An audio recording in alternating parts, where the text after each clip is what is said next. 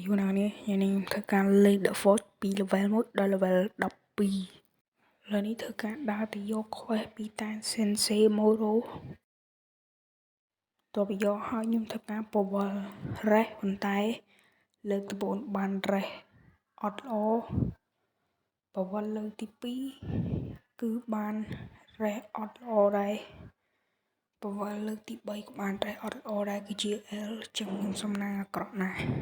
ឥឡូវនេះខ្ញុំនឹងទៅធ្វើ quest របស់តា Sensei Moro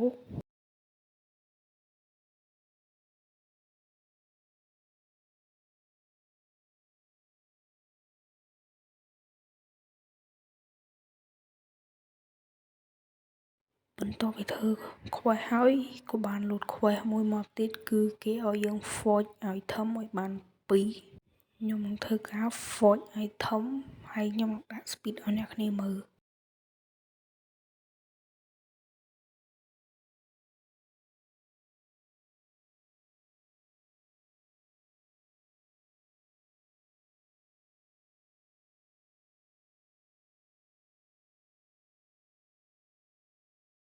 បន្ទាប់ពី forge ហើយគេក៏បាន load សារប្រាប់ឲ្យយើង equip weapon បន្ទាប់មកខ្ញុំក៏បានចេញមកជីកក្នុងកាតាបហើយ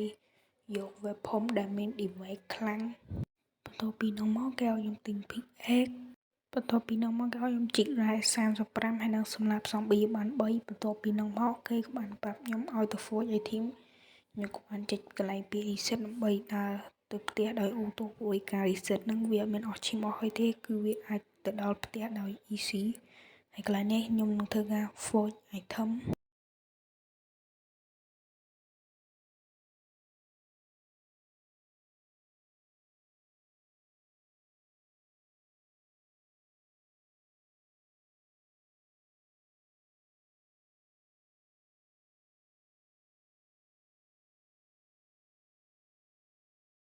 thousand years later ឥឡូវនេះយើងកំពុងតែធ្វើការប្រមូលពីការដែលខ្ញុំបានធ្វើ item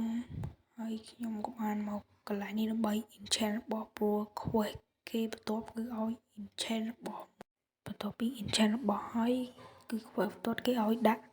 root ចូលក្នុងរបស់ដែលខ្ញុំ enchant ឥឡូវខ្ញុំដាក់ថ្ម burn គឺឆេះចូលក្នុងពូថៅយាកខ្ញុំអានេះពេលដែលអត់ត graphic កប់ហើយលើកនេះខ្ញុំមកដាក់ graphic កប់ខ្ញុំបើកហើយបន្ថែមតិចទៀតនេះនោះកប់ 3បន្ទាប់ពីនឹងមកខ្ញុំក៏បានទៅធ្វើ quest គេបន្ទាប់ប៉ុន្តែមុនធ្វើ quest ខ្ញុំនឹងធ្វើការបិទ graphic ឲ្យវារៀងគាំង graphic ក្នុងទូរស័ព្ទខ្ញុំពេលដាក់ទៅវារៀងគាំងណាស់បន្ទាប់ពីនោះមកគេក៏បានប្រាប់ឲ្យខ្ញុំទៅកន្លែងតា magic ព្រោះអីខ្ញុំត្រូវធ្វើការទៅយក portal ឆ្លងទៅកោះទី2ហើយចុងក្រោយហ្នឹង account នេះខ្ញុំមិនមែនទុកលេងខ្លួនឯងទេគឺខ្ញុំនឹង giveaway ហើយខ្ញុំនឹងដាក់ឈ្មោះហើយនឹងលេខកូដនៅក្រោម description អ្នកគ្នា